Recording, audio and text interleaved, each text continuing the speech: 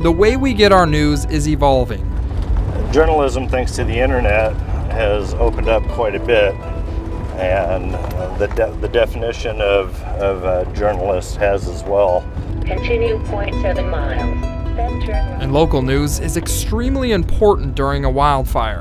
One of my Facebook viewers has got property up here. And when the people of Shasta County need hyper-local news, they call Dan Ryant, also known as Adventure Dan.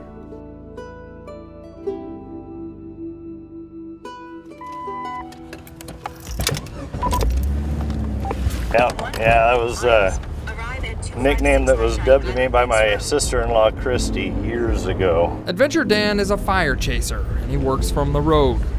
I go into areas that I know that have been hit the hardest, and I try to capture those areas. He uses Facebook Live to show evacuated people what their homes look like after the fire has passed. Hey guys, I'm heading back up to the Delta Fire. There's few obstacles that Dan's four-wheel drive Jeep can't get through. People who call on him often live up in rural and remote areas.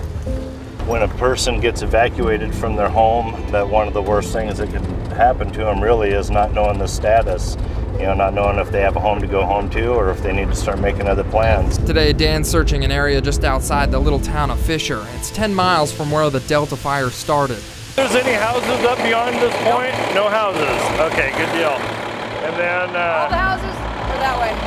Fire crews directed us to a house not far from the fire line. Their hard work paid off. Dan was able to give the homeowner and his other viewers good news.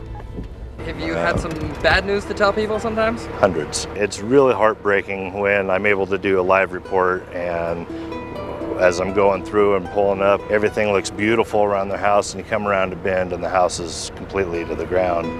I've more than one time sat down and just kind of breathed and wiped tears from my eyes because it's hard. The downed trees, power lines, and other obstacles are a foreshadow for the devastation ahead.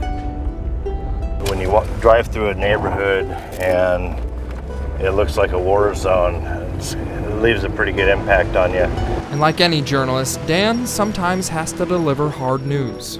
The feedback that I've gotten from people, even the people that have lost their homes, has all been positive feedback. I haven't had one person say anything negative when they found out. It was always, God bless you, thank you for letting us know. At least now we know and we can move on. Helping people move on, that's Dan's goal, and it often leads him on an adventure. But no adventure compares to his ride on the fire train. They call it the Pride of the Pacific, Union Pacific, of course. By sheer luck, Dan was able to catch a ride on the fire train as it passed by a rural road. It's not something new, it's just something that we don't get to see very often. Union Pacific's been fighting fires with trains for more than 150 years.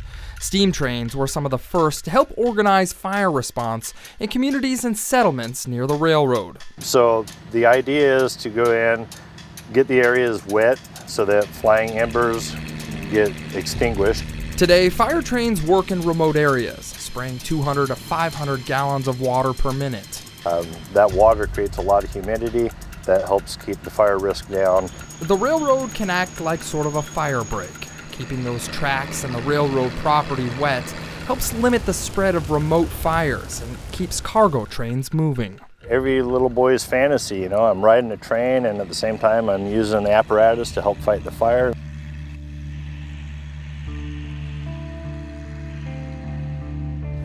We're going to be going to 17660. The way we get our news is changing. And I know there's a lot of requests. I don't know the conditions of the side roads yet.